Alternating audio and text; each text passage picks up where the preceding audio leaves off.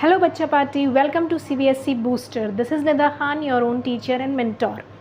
सो आज हम अपना बहुत इंपॉर्टेंट चैप्टर, जो आप लोगों का हमेशा का फेवरेट चैप्टर है, कौन सा?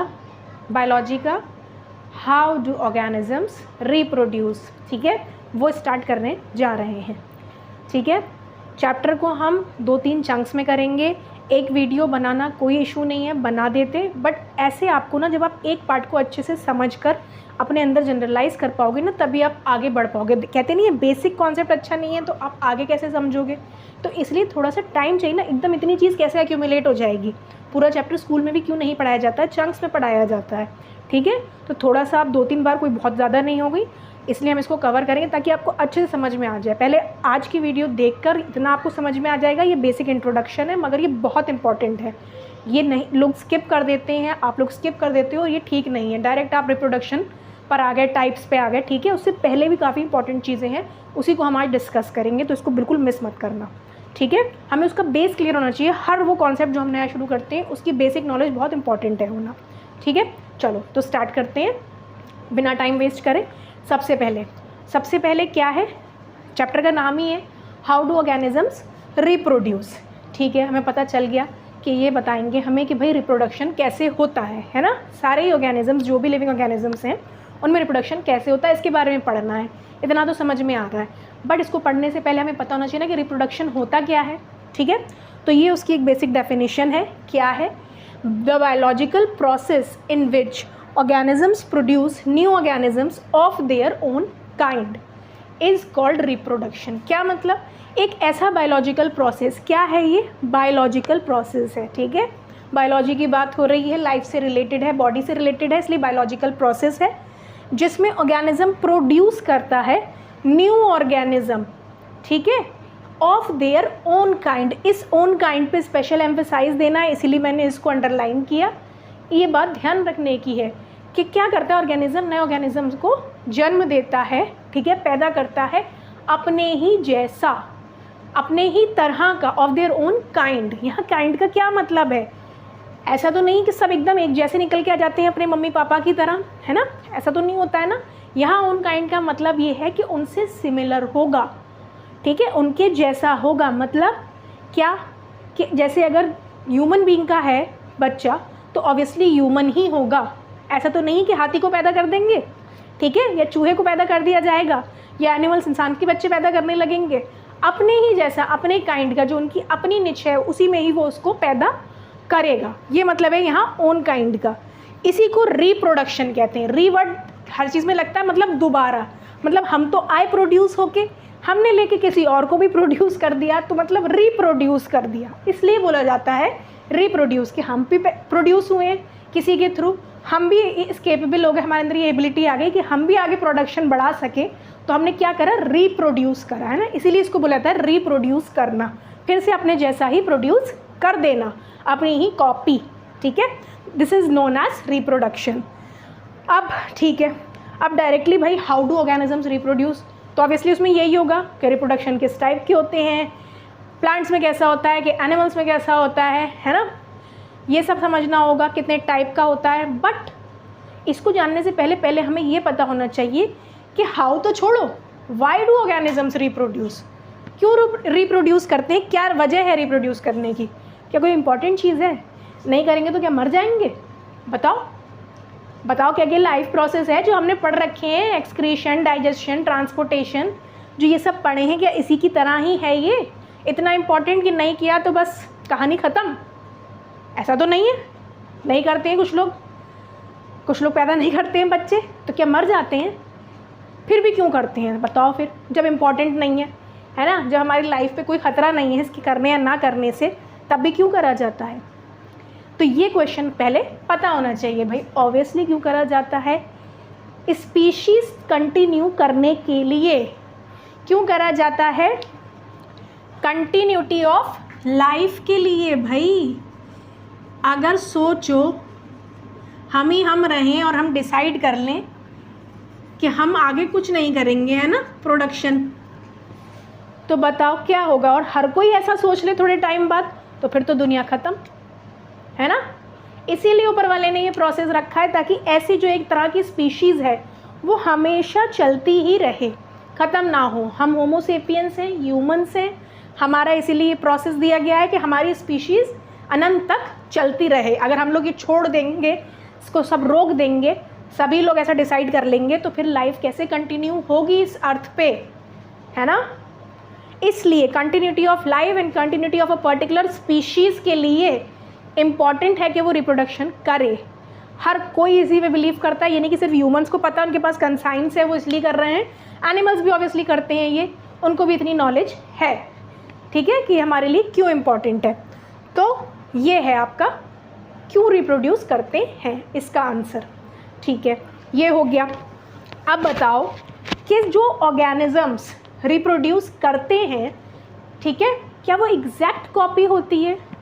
जैसे ही मतलब जो पेरेंट ने रिप्रोडक्शन के थ्रू जो भी न्यूबॉर्न हुआ है, अब चाहे एनिमल्स में हो, किसी में भी हो, ह्यूमंस में हो, तो क्या वो एग्जैक्ट कॉपी होती है? आप एकदम क्या मम्मी पापा की टोटल कार्बन कॉपी हो, है? जैसे कि बताया जाता है कि फिल्म स्टार के कई बच्चे अपने पेरेंट्स की कार्बन कॉपी हैं। क्या आप भी वैसे ही हो, कार्बन कॉपी हो? नहीं लगता है, बट काफ़ी कुछ डिफरेंट होता है, जिससे पता चल जाता है कि नहीं ये आपके पापा हैं, ये आप हो, है ना। डिफरेंसेस होते हैं। तो क्या होता है, जो हमारी कॉपीज़ आती हैं बन के, ठीक है, वो एग्जैक्टली सिमिलर तो होती हैं बट आइडेंटिकल नहीं होती हैं।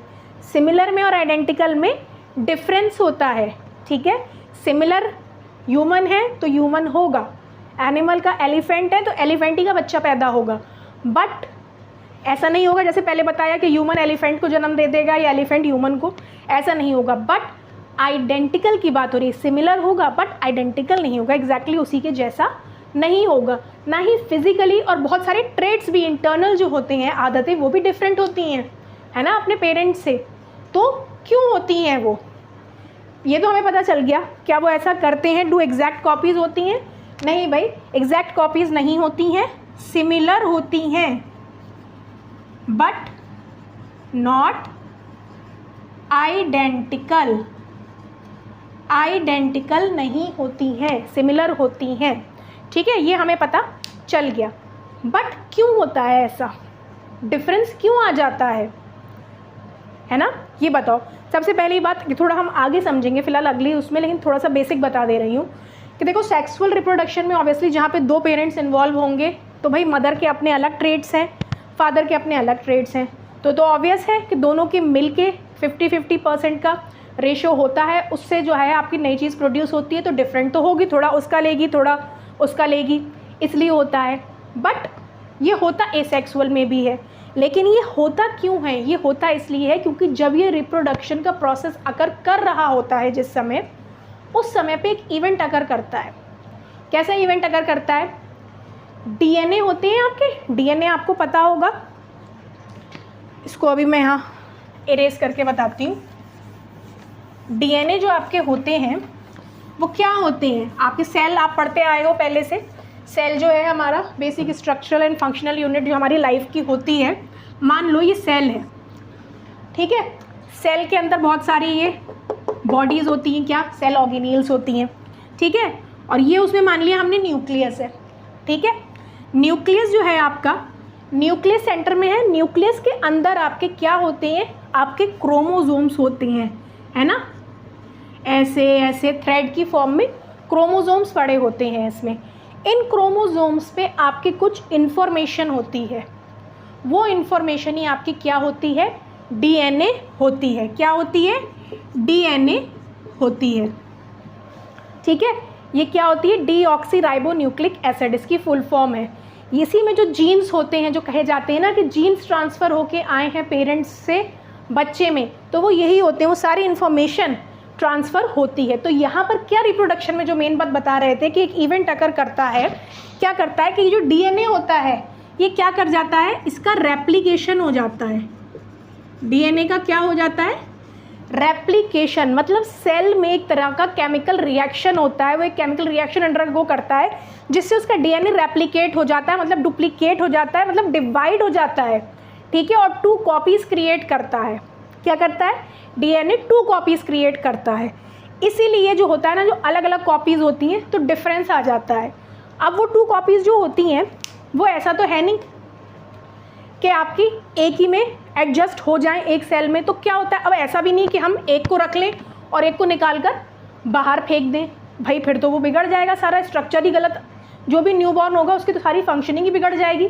वो दोनों ही इंपॉर्टेंट हैं। तो उसके लिए साथ साथ क्या होता है, जिस टाइम ये इवेंट अगर करता है तो 2 एडिशनल सेलुलर अपैरेटस भी फॉर्म होते हैं। क्या होते हैं? 2 सेलुलर अपैरेटस भी फॉर्म होते हैं। तो एक आपका वो सेपरेट हो जाता है, एक कॉपी उसमें और एक कॉपी उसमें चली जाती है। तो इसलिए सेल डिवाइड करके रिप्रोड्यूसिंग सेल में 2 आपकी क्या फॉर्म करता है, 2 आपके सेल्स फॉर्म करता है। जो आपके 2 सेल फॉर्म होते हैं वो आपके कैसे होते हैं? सिमिलर तो होते हैं, जो मैंने बताया, क्योंकि वो कैरी करते हुए आए हैं पेरेंट से क्या इन्फॉर्मेशन उनकी, ठीक है। तो वो सिमिलर तो होते हैं मगर एक जैसे नहीं होते हैं। क्या होता है इस बात का मतलब? मैंने बोला कि सिमिलर है बट आइडेंटिकल नहीं, मतलब उसमें वेरिएशन है। क्या होती है उसमें?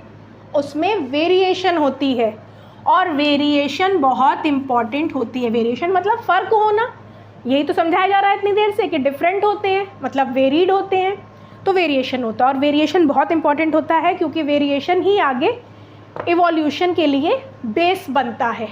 इवोल्यूशन क्या होता है? धीरे धीरे कई साल में, टाइम में जाकर, कुछ ईयर्स में एक चेंज पैदा होना जो परमानेंट हो जाए किसी स्पीशीज़ में, वो मतलब इवॉल्व होना हो गया। जैसे बहुत पहले ये था कि जो जिराफ होते थे वो छोटी नेक के होते थे, उनका नेक लॉन्ग नहीं होता था। बट क्या हुआ, थोड़े टाइम पे जैसे कि पेड़ वगैरह काफ़ी ऊंचे हो गए, नीचे का ख़त्म हो गया, अब उन्हें भूख लगी खाने के लिए, तो वो अपनी ऐसे करके नेक को हाई करते थे कि हम खा पाएँ। तो उन्होंने क्या करा, एडजस्ट करा अपने आप को। फिर एक ऐसा टाइम आया, धीरे धीरे उनकी जो नस्लें आगे बढ़ती गई, वो करते करते ऐसा हुआ कि एडजस्ट हो गया, वो इन्फॉर्मेशन ट्रांसफ़र होती गई उनके आगे ऑफस्प्रिंग्स में, ये सेट हो गया कि अब हमें इसकी रिक्वायरमेंट है, तो वो उनकी आगे लॉन्ग नेक हो गई। तो ये कैसे हो पाए? ये इवोल्यूशन हुआ, मतलब पहले वेरिएशन आया, वेरिएशन से इवोल्यूशन हो गया। तो ये कितना इंपॉर्टेंट है।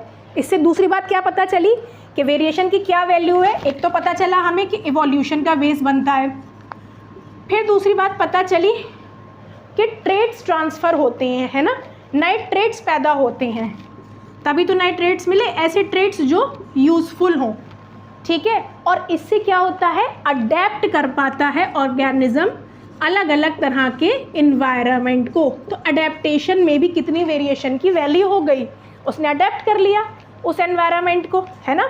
तो उसके लिए, और जब वो अडेप्ट कर लेगा तो ऑब्वियसली वो अच्छे से सर्वाइव कर पाएगा अपने उस कंपैरेटिव उस दूसरे ऑर्गेनिज्म के जो कि उस कंडीशन को अडेप्ट नहीं कर पाया, वो मर जाएगा, वो ख़त्म हो जाएगा। पर जिसने अपने अंदर वो ट्रेड्स पैदा कर लिए हैं वो सर्वाइव कर जाएगा उस हार्श कंडीशन में भी, ठीक है। तो क्या हो गया, सर्वाइवल की भी चांस बहुत ज़्यादा बढ़ गई। तो ये सारे बेनिफिट्स किसके पता चले हमें? वेरिएशन के। तो ये सारा निकल कर कहाँ से आया? डीएनए रेप्लिकेशन से। तो ये इसलिए इतना इम्पॉर्टेंट है। समझ में आया? ये इसकी इम्पोर्टेंस भी आपको हाथ के हाथ पता चल गई, किसकी? वेरिएशन की, ठीक है। तो ये जो डीएनए होता है ये एग्जैक्ट नहीं आता है, थोड़ा बहुत ऑल्टर होकर आता है और ऑल्टर होने में ही फ़ायदा है। बट दूसरी बात क्या ध्यान रखनी है कि अगर इसमें ड्रास्टिक चेंज हो गया, बहुत ज़्यादा ह्यूज चेंज, तो वो ख़राब हो जाता है, उससे बहुत कम चांस होती हैं जो न्यूबॉर्न हुआ है किसी का भी हो वो, तो वो बच पाए, वो सर्वाइव ही नहीं कर पाता है, वो ख़त्म हो जाता है। इसलिए चेंज इतना होना चाहिए बस जो नॉर्मल हो और जो यूज़फुल हो। बहुत ज़्यादा ड्रास्टिक चेंज जो है वो बिल्कुल भी फ़ायदेमंद नहीं है। समझ में आया? और ये जो होता है आपका, जब ये थ्रेड लाइक फॉर्म में, थोड़ा सा एक्स्ट्रा बता दे रही हूँ, वैसे तो आप लोग ये पहले से पढ़ के आए हो, ये जो आपका है क्रोमैटिन होता है। जब इस तरह से स्कैटर्ड वे में आपका क्रोमोसोम हो तब आप इसको क्रोमैटिन कहेंगे, क्रोमैटिन थ्रेड्स जो होते हैं, क्रोमैटिन मटीरियल, ठीक है। और जब ये रेप्लिकेट होने का बात होता है और जब ये डिवाइड होता है सेल, तभी अपने आप को सीधा कर लेते हैं, ठीक है। और सीधा करके इनकी कुछ ऐसी वाई जैसी पोजीशन ऐसे बन जाती है। ये मतलब ये थ्रेड ऐसे होके ऐसे हो जाते हैं, ये क्रोमोसोम होते हैं। फैले पड़े हुए हैं तो क्रोमैटिन है, ऐसे असेंबल हो गए तो क्रोमोसोम्स हो गए। और ये कब होते हैं? जब डिवीजन होता है ना, क्योंकि अभी ये इतनी जगह घेरे हुआ है, अब इसको औरों को भी अपने साथ एडजस्ट करना है। क्रोमोसोम डिवाइड होगा तो 2 है, 2 से 4 से 4 से 8, 8 से 16 बढ़ेंगे। अब भाई ज़्यादा लोगों के लिए तो जगह फिर कम पड़ जाएगी वो, जगह है उतनी ही, तो वो क्या करेंगे, अपनी कम जगह लेते रहेंगे, इसलिए सिकुड़ के कैसे हो गए, श्रिंक होके ऐसे हो गए, ताकि सबको जगह दे पाएँ। ठीक है, तो ये डिफरेंस है, ये क्रोमैटिन है और ये क्रोमोसोम होता है। समझ में आया? ठीक है, अब इतनी बात हो गई। अब इतना हमने समझ लिया, ये बेसिक बहुत इंपॉर्टेंट था। अब ये जान लो कि भाई हमारा रिप्रोडक्शन जो है वो होता कितने टाइप का है और क्या क्या उसके दोनों के फीचर्स होते हैं। पहला तो हमारा होता है भाई एसेक्सुअल रिप्रोडक्शन और दूसरा होता है हमारा सेक्सुअल रिप्रोडक्शन। तो फटाफट से हम दोनों को समझते हैं। समझ गए हम लोग अच्छे से अब बेसिक एकदम रिप्रोडक्शन का। अब हमारे दो टाइप के रिप्रोडक्शन होते हैं। ठीक है, टाइप समझते हैं। पहला है हमारा एसेक्सुअल रिप्रोडक्शन और दूसरा है हमारा सेक्सुअल रिप्रोडक्शन। ठीक है, एसेक्सुअल रिप्रोडक्शन क्या होता है? ऐसा रिप्रोडक्शन, वो mode of reproduction in which single parent is involved. ठीक है, सेक्स वर्ड के आगे ए लग गया, मतलब उसमें सेक्स दो लोगों में इन्वॉल्व नहीं है, मतलब दो पेरेंट्स की यहाँ रिक्वायरमेंट नहीं है। सिंगल ही पेरेंट एक नया ऑर्गेनिज्म आपका प्रोड्यूस कर देगा। जैसे कि अमीबा ले सकते हैं आप। अमीबा कैसे प्रोड्यूस करता है? स्प्लिट होके, डिवाइड होके अपने दो सेल्स प्रोड्यूस कर लेता है। अकेला ही तो है, किसी का साथ तो नहीं लिया उसने। यूनिसेलुलर ऑर्गेनिज्म है, सिंगल सेल्ड है ना। और उसने क्या करा? एसेक्सुअल रिप्रोडक्शन करा, मतलब वो सिंगल ही होके आगे ऑर्गेनिजम्स अपने रिप्रोड्यूस कर लेता है। तो ऐसा रिप्रोडक्शन जिसमें एक ही पेरेंट की ज़रूरत हो, दूसरे की ना हो, वो एसेक्सुअल रिप्रोडक्शन कहलाता है। और दूसरी तरफ सेक्सुअल रिप्रोडक्शन, वर्ड से ही पता चल रहा है, ऐसा रिप्रोडक्शन जिसमें सेक्स इन्वॉल्व हो। ऑब्वियसली सेक्स जब होगा तो उसमें दो लोग इन्वॉल्व होंगे, तो यहाँ पे दो पेरेंट्स की रिक्वायरमेंट है। ठीक है, फादर एंड मदर जो होता है, तो उसके थ्रू आपका ये क्या होता है? सेक्सुअल रिप्रोडक्शन होता है। ठीक है, इसमें आपके क्या होते हैं? दो पेरेंट्स इन्वॉल्व होते हैं। तो ऐसा mode of reproduction in which two parents are involve, that is known as sexual reproduction. अब कुछ इनकी कैरेक्टरिस्टिक्स होते हैं, कुछ दोनों में डिफरेंस होता है, ये इंपॉर्टेंट होता है, ये आता है, इसलिए आपको ये पता होना चाहिए। ठीक है, सबसे पहला क्या, एसेक्सुअल रिप्रोडक्शन में, इसी में ही हमने कंटिन्यू कर दिए कैरेक्टर। ठीक है, डेफिनेशन के बाद ये लेस टाइम और एनर्जी लेता है, मतलब इसमें कोई ज़्यादा टाइम और एनर्जी की रिक्वायरमेंट नहीं होती है। कुछ ही टाइम में जो बहुत सारे आपके कई ऑर्गेनिजम्स हैं, ठीक है, कुछ प्लांट्स हैं, वो आपके ये करते हैं, तो उनको टाइम की रिक्वायरमेंट नहीं लगती, कुछ ही टाइम में ये आपका कर लेते हैं और कोई बहुत खास एनर्जी भी नहीं लगती है एसेक्सुअल रिप्रोडक्शन में। बट इसके जस्ट ऑपोजिट सेक्सुअल रिप्रोडक्शन में क्या होता है भाई, अभी हमने पढ़ा था, तो ये वहीं से पता चल रहा है कि इसमें टाइम एनर्जी बहुत लगती है। अरे इतनी टाइम इतनी एनर्जी क्यों वेस्ट करें? तो वो ये उसी का क्वेश्चन वहाँ मैंने आपको आंसर दे दिया है। तो हम रिप्रोड्यूस क्यों करते हैं जब कोई फ़ायदा नहीं है, उल्टा नुकसान है, टाइम भी देना पड़ता है और बहुत सारी एनर्जी लगती है बॉडी की, दोनों ही पेरेंट्स की इस काम में। ठीक है, तो क्यों करते हैं बता दिया है, लाइफ को कंटिन्यू करने के लिए इम्पॉर्टेंट है, इसलिए करते हैं। ठीक है, तो यहीं से पता चला क्या कि ये टाइम और एनर्जी बहुत लेता है। ये लेस टाइम एंड एनर्जी, ये मच टाइम एंड एनर्जी। दूसरी बात, वेरिएशन की बात आ गई। जब खुद सोचो एक ही पेरेंट है, उसी के ही जैसा तो निकल के आएगा। अभी बताया था दो हैं, कुछ ट्रेट्स उसके आएंगे, कुछ उसके आएंगे। बट अब जब एक है तो वो एक ही उसकी मदर फादर है, तो वो उसी जैसा तो पेरेंट सेल जैसा होगा अपना। इसलिए क्या होता है, वेरिएशन बहुत ना के बराबर ही होता है। ठीक है, बट यहाँ पे दो पेरेंट्स इन्वॉल्व हैं तो ऑब्वियसली वेरिएशन की चांसेस काफ़ी बढ़ जाती हैं, तो मोर वेरिएशन होता है सेक्सुअल रिप्रोडक्शन में। फिर इसमें गैमीट्स नहीं फॉर्म होते हैं। गैमीट्स क्या होते हैं? सेल्स होते हैं, आपके सेक्स सेल्स होते हैं। हमारी बॉडी में सेल्स होते हैं दो तरह के, सोमैटिक सेल्स होते हैं, ठीक है, और आपके ये होते हैं सेक्स सेल्स, जिनको गैमीट्स बोला जाता है। मतलब मेल गैमीट का और फीमेल गैमीट का फॉर्म होना, ठीक है, रिप्रोडक्शन हुआ तो उसमें जो भी बनेगा उसमें गैमीट्स भी फॉर्म होंगी, है ना। मेल गैमीट, मेल होना होगा तो मेल गैमीट फॉर्म होगी, फीमेल होना होगा तो फीमेल गैमीट फॉर्म होंगी, ये सेल्स फॉर्म होंगे। बट एसेक्सुअल रिप्रोडक्शन में ऐसा नहीं होता है। But opposite to that, in sexual reproduction gametes are formed. ठीक है, ऑब्वियस है दोनों इन्वॉल्व हैं, तो male and female gametes form होते हैं इसमें। तो इसीलिए जब गैमीट्स फॉर्म हो रहे हैं तो क्या मतलब फर्टिलाइजेशन हो रहा है। फर्टिलाइजेशन क्या होता है, दो सेल्स दोनों पेरेंट्स के फ्यूज़ करते हैं तभी तो जाइगोट फॉर्म करते हैं। जाइगोट आपका जो मिल के दोनों पेरेंट्स के मिलन से जो सेल बनता है वो जाइगोट कहलाता है आपका। तो वो क्या हुआ, दोनों का मिलना ही फर्टिलाइजेशन कहलाया। बट यहाँ पर नहीं है ना, सिंगल पेरेंट है तो यहाँ पे कोई फर्टिलाइजेशन नहीं होता है। बट सेक्सुअल रिप्रोडक्शन में दो पेरेंट्स इन्वॉल्व होते हैं इसलिए फर्टिलाइजेशन होता है, और फर्टिलाइजेशन होता है तो जाइगोट भी फॉर्म होता है। जाइगोट जब भी तो फॉर्म होगा जब दोनों फ्यूज़ करेंगे, दोनों के सेल फ्यूज़ करेंगे गैमीट्स, तो आपका क्या फॉर्म होगा, जाइगोट फॉर्म होगा। और इसमें ऐसा नहीं हुआ, ना गैमीट्स फॉर्म होते हैं इसीलिए फर्टिलाइजेशन नहीं होता। फर्टिलाइजेशन नहीं होता तो जाइगोट फॉर्म नहीं होता है, ऑब्वियस है। ठीक है, ये जो है आपके लोअर ऑर्गेनिजम्स में होता है। ठीक है, लोअर ऑर्गेनिजम्स जो आपके बहुत ज़्यादा ख़ास, मतलब क्या मतलब, बेचारे बहुत ज़्यादा वेल डिफाइंड उनका सब कुछ नहीं होता है, बॉडी स्ट्रक्चर के उनके ऑर्गन सब अलग अलग पता चल रहे हैं। ये आपका डाइजेस्टिव सिस्टम है, ये अलग से दिख रहा है कि ये आपका रिप्रोडक्टिव सिस्टम है, सब कुछ अलग अलग। ठीक है, तो जो लोअर ऑर्गेनिजम्स होते हैं आपके, इसीलिए सिंगल सेल वाले, यूनिसेलुलर और प्रोकैरियोटिक यूकैरियोटिक आप लोग ये सब पढ़ चुके हो, बहुत स्मार्ट बच्चे हो, पढ़ते आए हो, पता होगा आपको।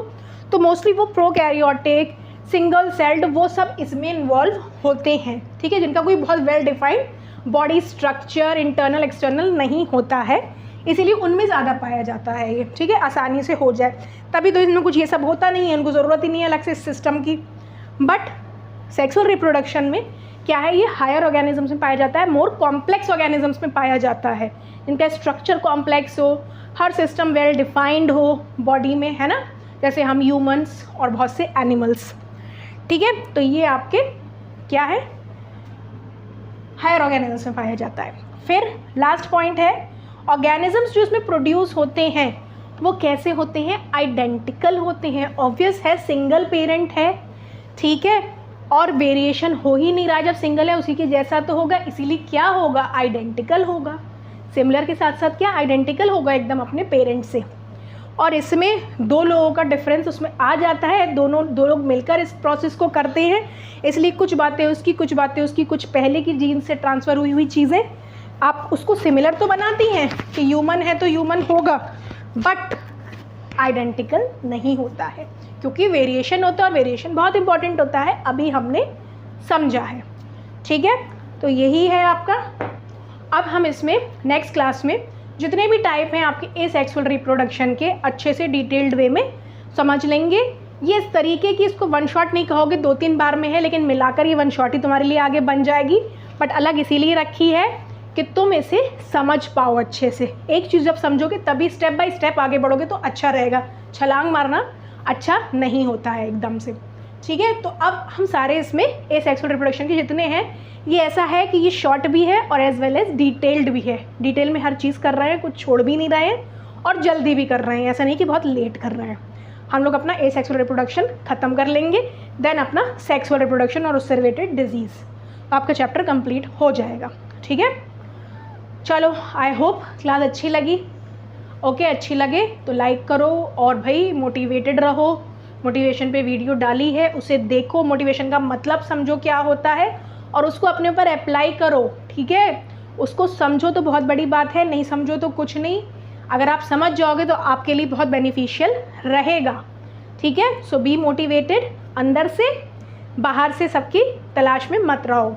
ओके, तो मिलते हैं नेक्स्ट क्लास में with asexual reproduction and it's different processes of asexual reproduction, कि किस किस तरह से होता है आपका एसेक्सुअल रिप्रोडक्शन। ठीक है, चलो, ओके देन बाय।